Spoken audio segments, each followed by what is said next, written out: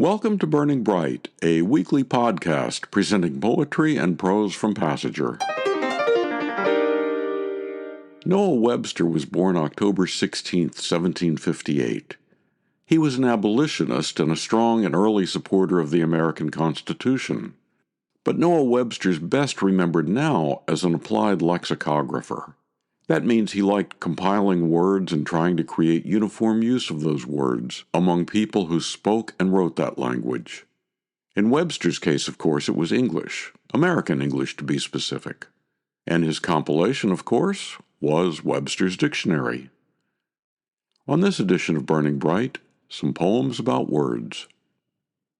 Jennifer Pratt-Walter said that her poem, A Clothesline of Words, was inspired by her love of using a clothesline and experiencing nature's elements of air and sun as she hung up wet clothes and gathered in the fresh, fragrant, dry ones.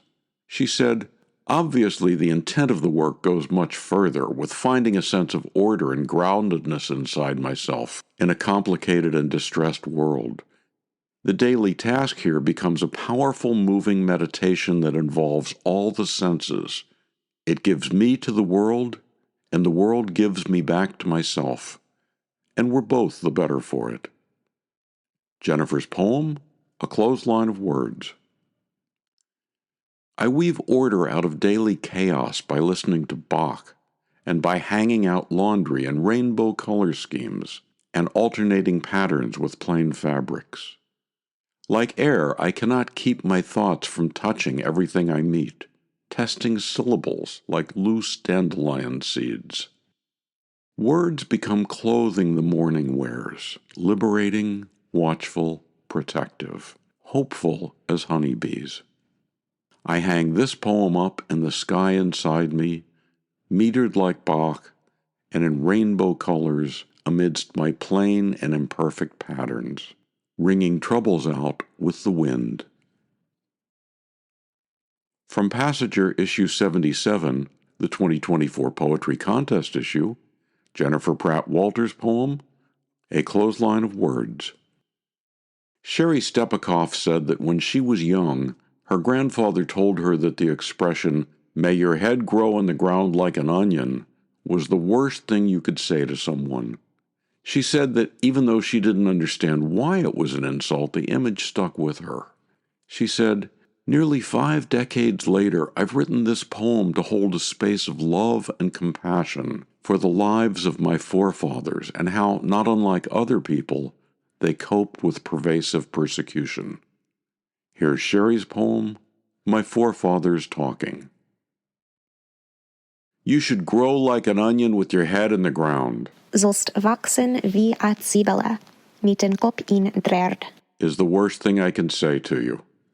The Torah does not allow me to curse, so I say it like a yo mama joke, with the intention of venomous voodoo, just one of many well-honed blessings coming from centuries in the shtetl.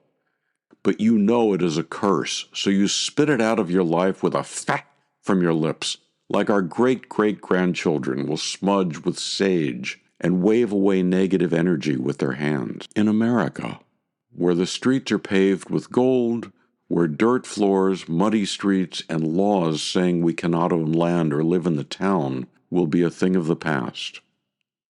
May all your teeth fall out except one which should remain for a toothache. Alle 10 zal dir eruit vallen, maar einer zal dir bleiben, af zo'n weet ik. You retort. I counteract your curse with my and spit away evil spirits, because although our souls already know that there is light, we are light. Still, when your head may not be allowed to grow above ground, you cannot be too careful.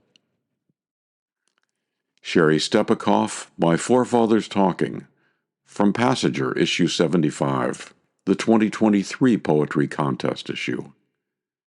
And thanks to Lila Frost and Mary Azriel for reading the Yiddish lines in that poem. Next, from her book Days of Blue and Flame, Flying Words by Sarah Yerkes, which she dedicated to E.D. I'm nimble now at catching thoughts. I put them into words like fireflies in an old jam jar or cages full of birds. Eventually I take them out. They do not fly away, but sit beside each other in a neat, poetic way. Sarah Yerkes' poem, Flying Words, from her book, Days of Blue and Flame. We'll end this podcast about words with Hal Grinberg's poem, Ars Poetica, from the brand new issue of Passenger. I lay words side by side, like bricks build down the page a world of reverse gravity. Like walking into history, like remembering. It is a wall I build, like the side of a house, to keep you out, to keep me in. I write a boundary. This is me, that may border on you. I'm building a wall, brother. If I measured right, and my poem reaches the ground, read it and rest a while. Ars Poetica, Hal Grinberg. Hal said the words of a poem looked like bricks, solid, rectangular, and being fit together. He said he used to write a lot, but, as was the case with so many of us, his life and career got in the way. He said, now that I'm retired, I'm working to get that mojo back. To buy Sarah Yerkes' book, Day of Blue and Flame, subscribe to, donate to, or learn more about Passenger and its commitment to older writers, visit PassengerBooks.com. Passenger offers a 25% discount on the books and journal issues featured here on Burning Bright. Visit our website to see what's on sale this week. For Christine, Roseanne, Mary, Asher, and the rest of the Passenger staff, I'm John Shore.